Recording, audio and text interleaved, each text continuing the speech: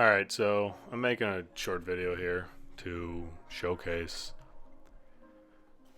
how to replace the conductive film on an Xbox One controller. This process is the same for Xbox Series S as well as Xbox Series X controllers. It's also effectively the same process for Sony PS5 controllers as well as Nintendo Switch controllers that use conductive film. The disassembly will obviously be different because those are different controllers, but what it takes to remove the conductive film and replace it is effectively the same.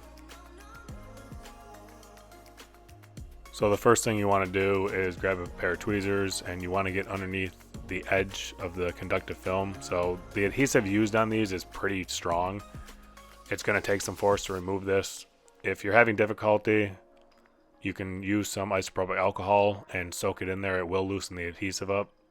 And then once you get the corner pried up enough that you can grab it with your fingers, you can just grab it with your fingers and work in a circular motion to pull it from the PCB. You don't want to do any type of scraping here because the pads beneath the conductive film are extremely fragile, and any type of prying, scraping with a sharp object is going to damage them.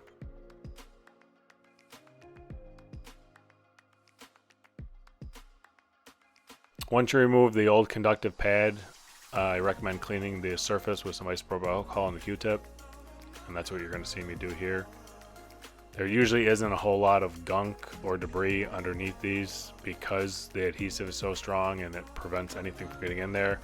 The few times I've seen it is if there's a liquid spill, especially if it's soda or some type of high sugary drink, it tends to leave a mess on these. But if that's the case, you're probably going to have other damage and you're not going to be doing this repair in the first place.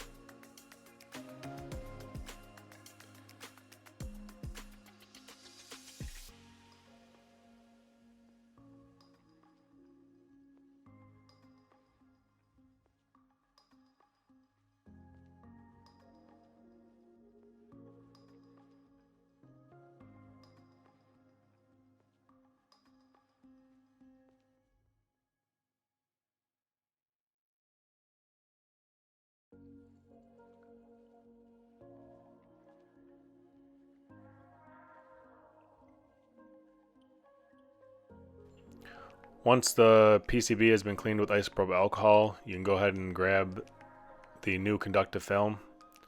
These only go on one way, so follow the pattern on the conductive film and line it up with the PCB.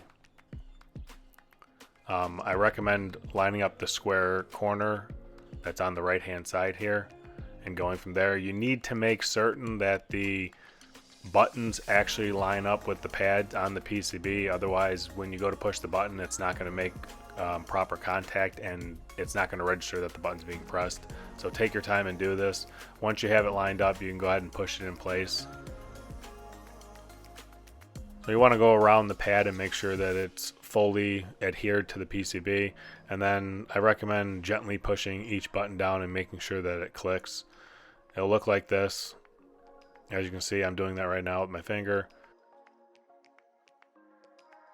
And that's the end of the repair. You can go ahead and reassemble the controller and test it to verify everything's working.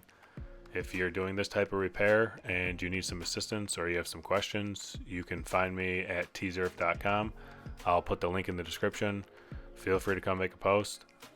With that said, I'll catch you in another video and good luck with the repair.